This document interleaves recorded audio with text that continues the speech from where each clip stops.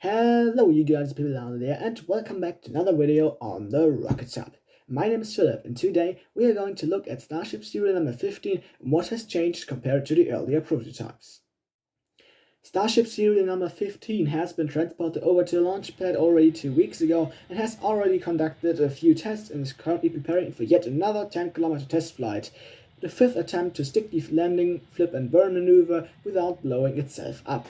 But SN15 isn't identical to its predecessors SN8 to 11. It is the first vehicle of a new Starship version, often referred to as the Block 3 or Block 4, depending on how you count it, version. SN15 introduces many small changes and improvements to the overall design of the vehicle, including lessons learned from earlier tests. But on pictures it doesn't even seem that much different, apart from the steadily increasing number of PG tiles on its side. So what's really different in the SN15 upgrade?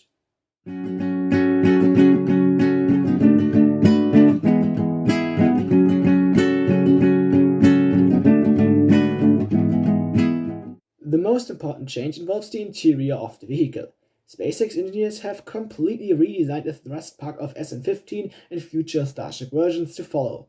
The thrust pack is the part of the vehicle where the engines are attached to the rest of the vehicle, and the thrust pack also delivers fuel and oxygen to the 3 Raptor engines and the 3 Vacuum Raptor engines in the future and distributes the thrust generated by those engines to the rest of the vehicle. And the way Starship does this has changed drastically with the thrustback redesign introduced with SN15. Although the thrustback is inside the Starship and therefore not visible from the outside, we know the changes made to its design because we have seen pictures of this thrustback before it was implemented into the vehicle. And because we have seen multiple thrustbacks of older designs, we are able to spot differences. What has changed is the layout of the downcomer and supply pipes for the engines and the positions and numbers of fuel oxygen inlets. Despite us not knowing what advantages of this new design are, there have to be some, or there wouldn't be a redesign for the thrust pack otherwise. Additionally, the new thrust pack design is meant to distribute the forces produced by the Raptor engines better to the rest of the vehicle than the older design. The only new addition that's really visible from the outside is a small white disc at the side of the vehicle. Although that thing doesn't seem to be that spectacular, it is really an interesting detail of SN15 and maybe future Starships as well. The small white disc is a Starlink antenna, meaning SN15 has the ability to connect to SpaceX's broadband satellite internet. Yep, that's true. A flying grain silo might have better internet than yourself at home.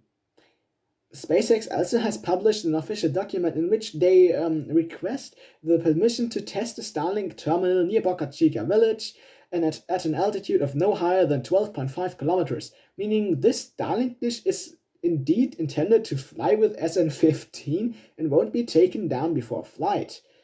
Until now it is unclear why SpaceX intends to use a Starlink device on a Starship prototype, but it's very likely either for better data flow or a test for later crewed versions of Starship with a connection to the internet available to the passengers.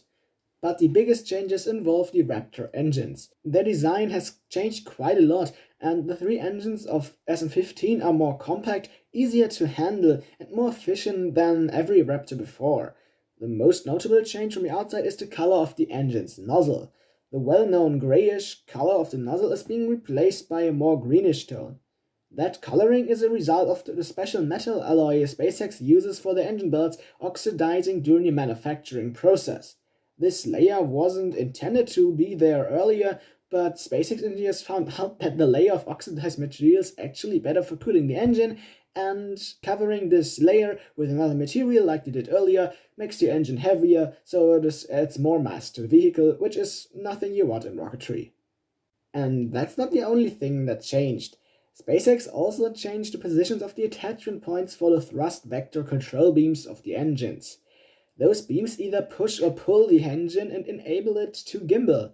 On SN8 to 11, those attachment points were located on the thrust dome, not on the thrust pack, resulting in higher forces on parts of the vehicle not really designed to handle them. You can see this old attachment point like there where I circled it. On SN15, those attachment points are located directly on the thrust plug, meaning the engines are a lot more compact and need less space. Additionally, the risk of getting into conflict with another engine is reduced since the thrust vector control mechanisms can't influence each other anymore.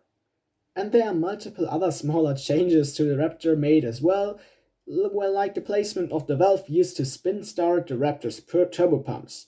That valve isn't pointing away from the engine anymore, it is mounted directly on the engine side, making the top of the engine way more compact and easier to mount into a vehicle.